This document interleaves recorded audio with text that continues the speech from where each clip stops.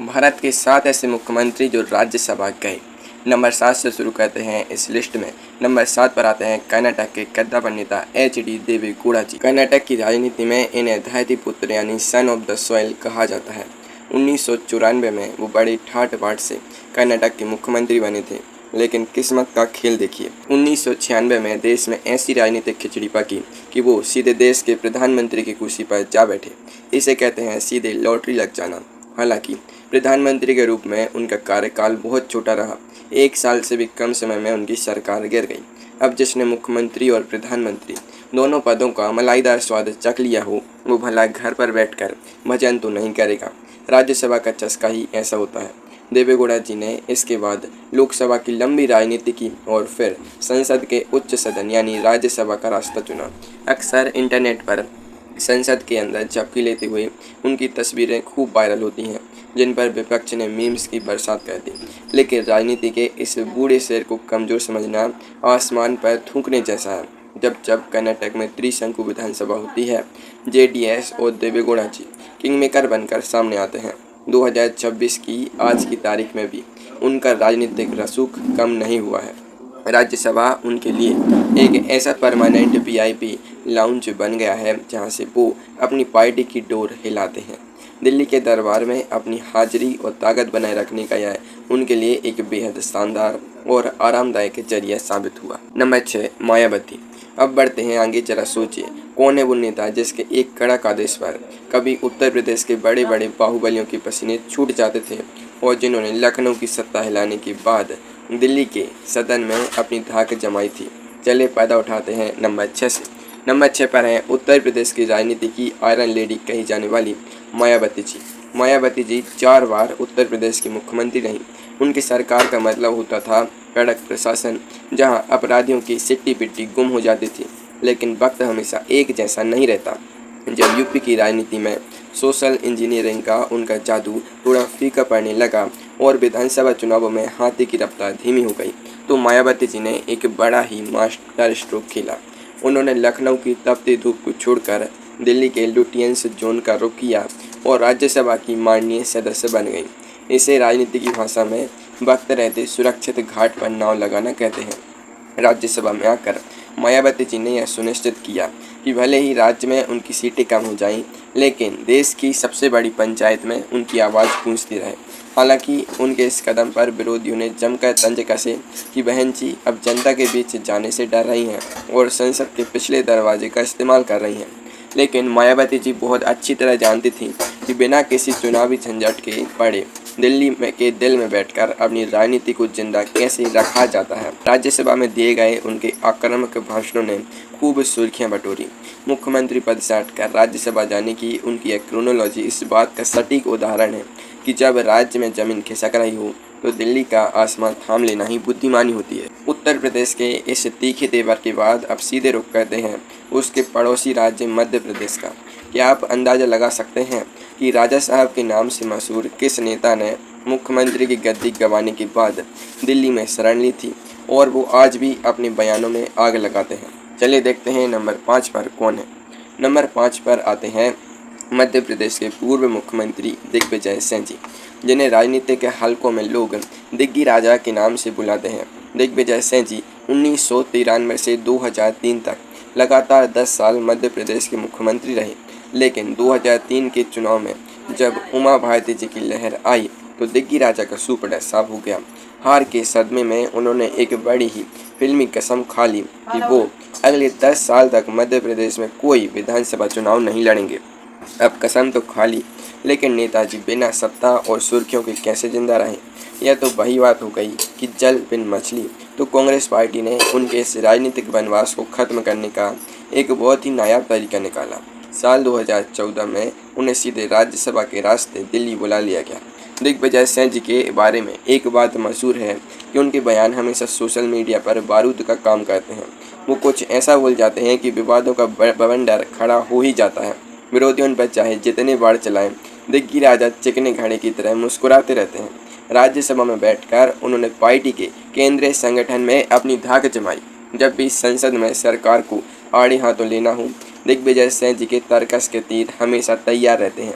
मुख्यमंत्री से राज्यसभा का यह सफ़र उनके लिए एक ऐसा परफेक्ट राजनीतिक पुनर्वास साबित हुआ जिसने उन्हें प्रांतीय राजनीति से उठाकर सीधे राष्ट्रीय क्षितिज पर चमकाए रखा और 2026 में भी उनकी यह चमक बरकरार है।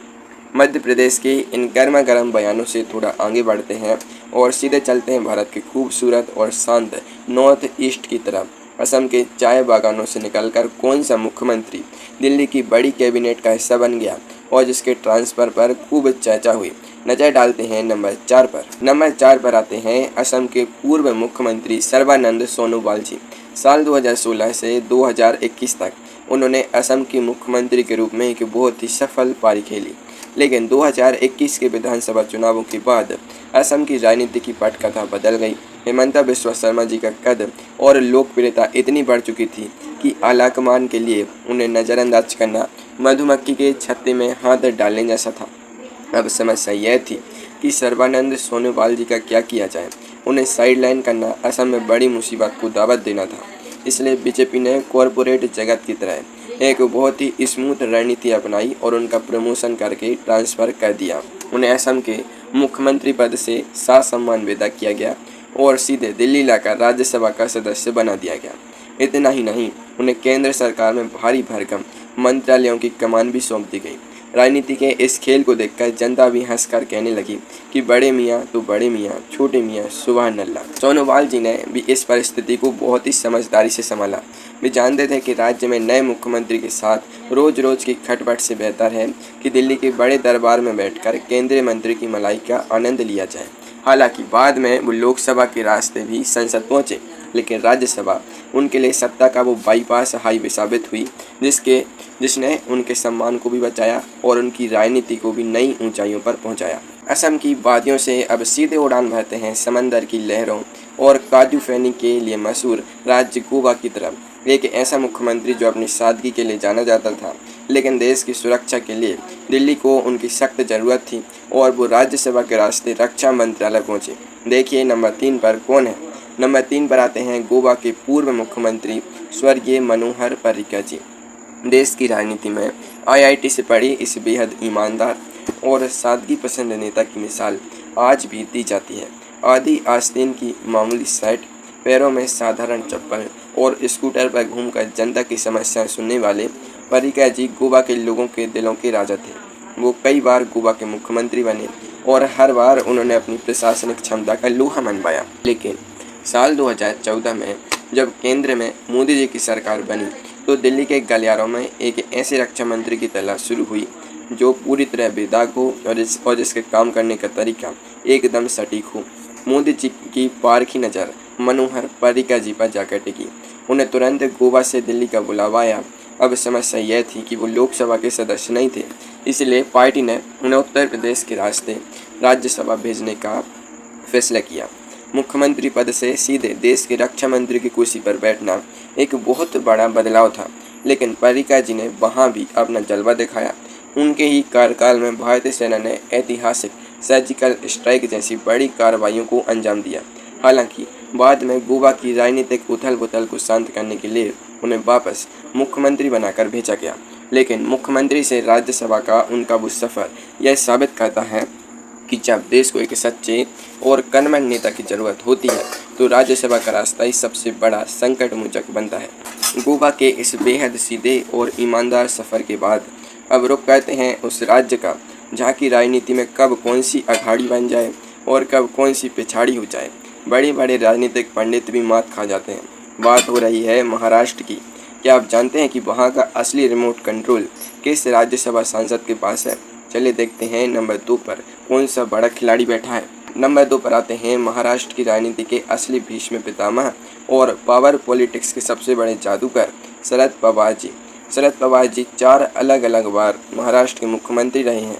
उनके बारे में देश की राजनीति में एक बात बहुत मशहूर है कि वो कब किस करवट बैठेंगे, इसका अंदाज़ा खुद उनके साथ बैठने वाले लोग भी नहीं लगा सकते।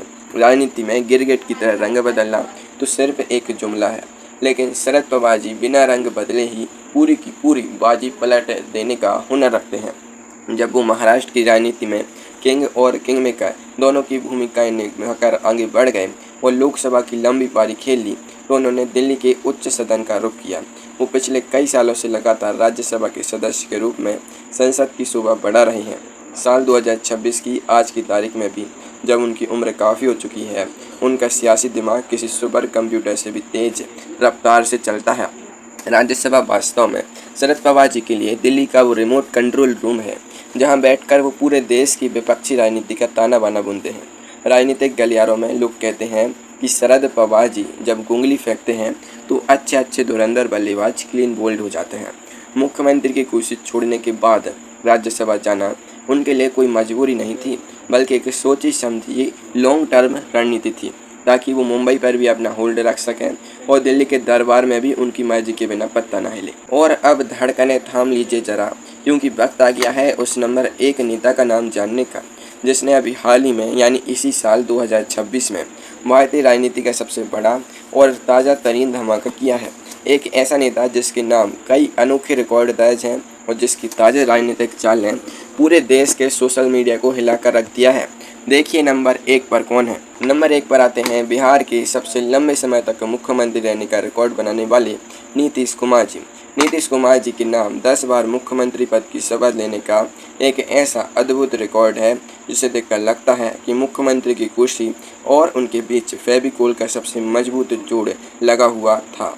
विरोधी उन्हें प्यार से और कभी कभी गुस्से में पलटू राम कहकर बुलाते हैं, क्योंकि वो कब एनडीए का दामन छोड़ महागठबंधन में चले जाएं और कब वापस एनडीए में लौट आएं, इसका अंदाजा लगाना मौसम विभाग की भविष्यवाणी से भी ज़्यादा मुश्किल है। लेकिन मार्च 2026 में उन्होंने एक ऐसा सनसनीखेज और ऐतिहासिक फैसला लिया जिसने पूरे देश की राजनीति के होश उड़ा दिए।